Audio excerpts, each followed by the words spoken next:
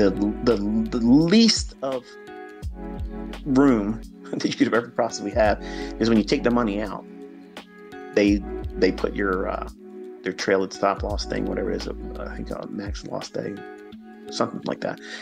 When they stop you from trading for the day, all that changes to, you know, whatever you got left, basically. And when he took the second payout, his thought process was this: that I could take more trades with $1,600 in the account left. But what happens if I don't do what I'm supposed to do? I already know it's the likelihood.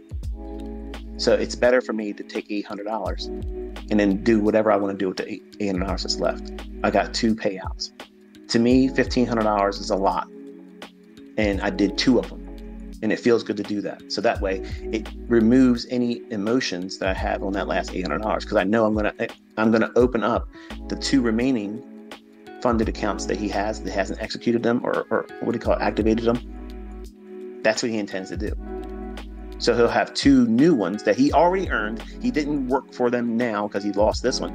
They're in his pocket. He didn't do a linking of all 3 of them and compound his losses.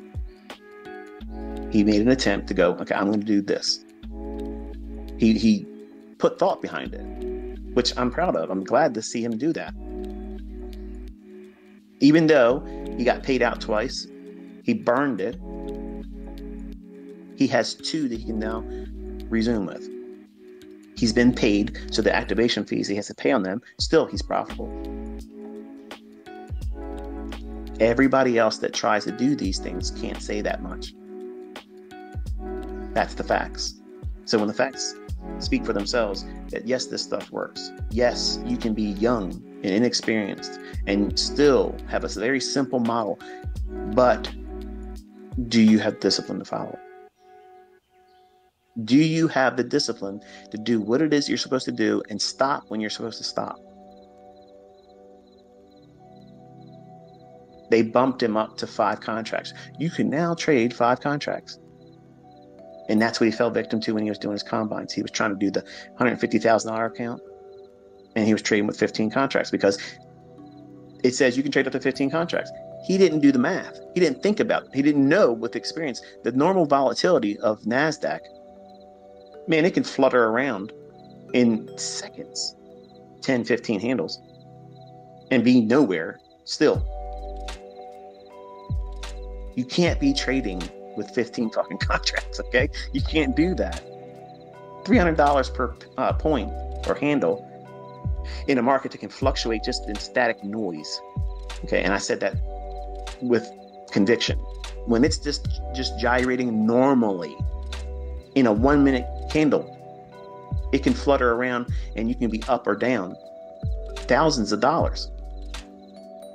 When you don't have any experience or the grasp of money, the value of money. He was just discovering it as a employee at a coffee shop. Prior to that, any money he ever had was given to him at Christmas or a birthday. See, he doesn't have any real tangible clue what the value of money is. He was earning that and learning it. And then when you put him into a situation and put yourself in a situation like this, where you have the ability to see, wow, if I close the trade at that moment, I can be up $1,000. I can be up $5,000 in less than 5 minutes. What's he going to do? What are you going to do? You're going to try to do that every single time. And that's how they get you. That's how this industry gets you. That's how your broker gets you.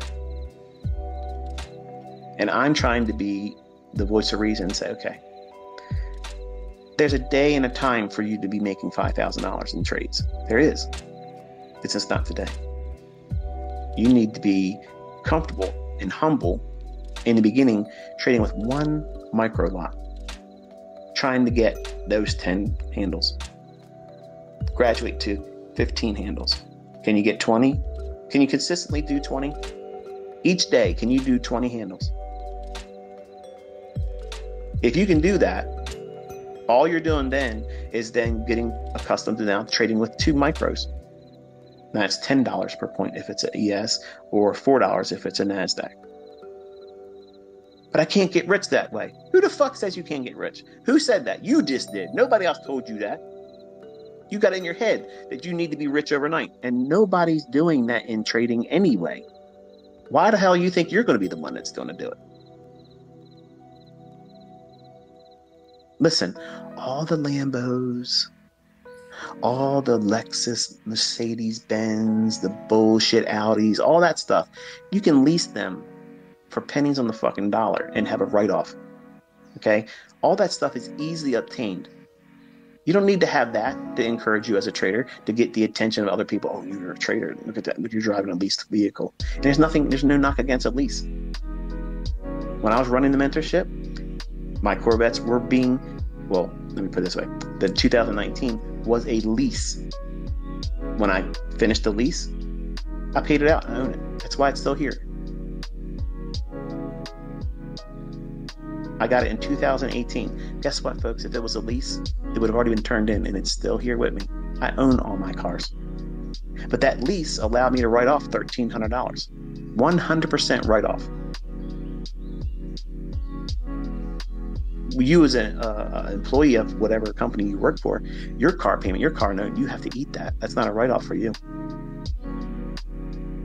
It's what you do with your money. How are you financially literate?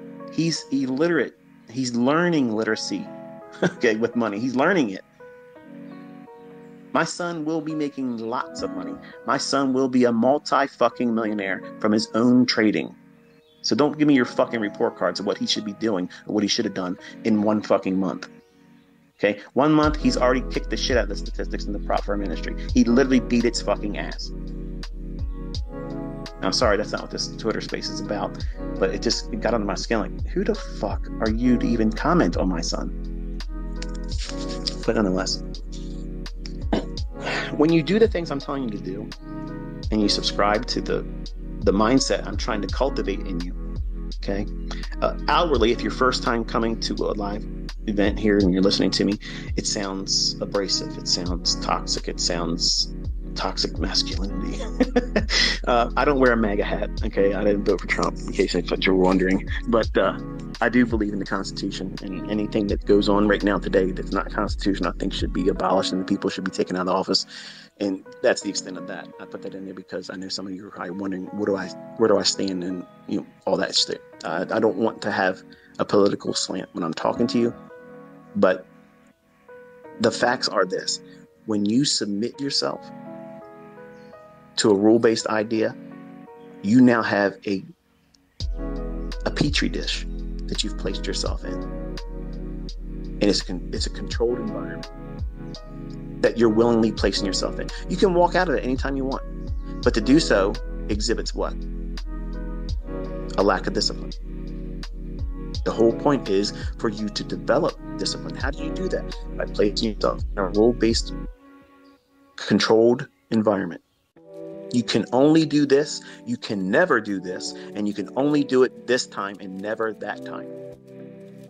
You can only look at this market. You can only do this in price, so it does this. You cannot do anything else. Once you press the button one time, when you get out of that trade, whether it's good or bad, you cannot press that button again until another 24 hours have passed. So, do you have the discipline to do that? My question today is, do you have that discipline to do that for at least 20 trading days? Some of you can't even do it one. And I know I was like that. I know exactly what that feels like. It feels like I could be doing so much. This is so counterproductive. This is counterintuitive. I should be doing it. No.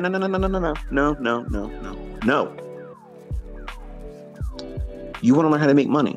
You want to learn how to trade. You want to learn how to trade consistently. You want to be able to control your emotions, control fear, greed, FOMO, all that stuff. All those things. You're worried about all those things. And I'm telling you how to defeat all that stuff right here.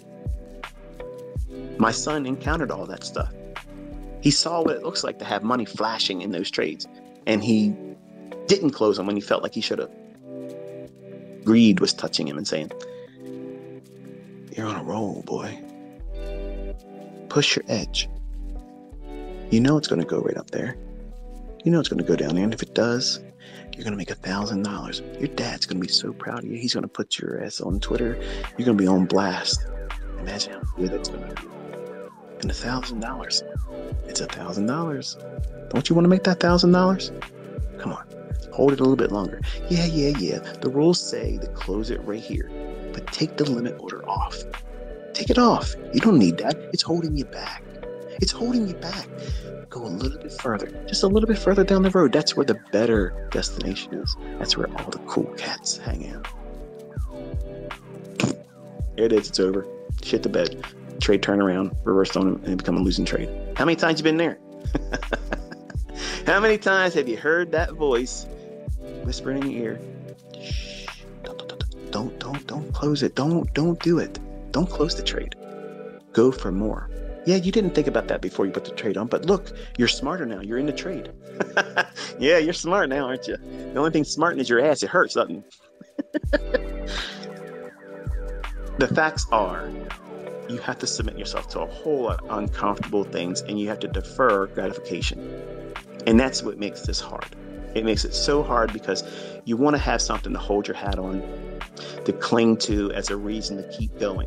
Okay. And the fact that you're progressing and doing things in a controlled environment, and you're not losing the discipline, you're not doing things recklessly, you're not demanding it to do more than you want it to do, and being content with that, that is progress. That is immaculate. That is impeccable. That is the cream of the crop type of progress that you want to hold on to throughout your entire career.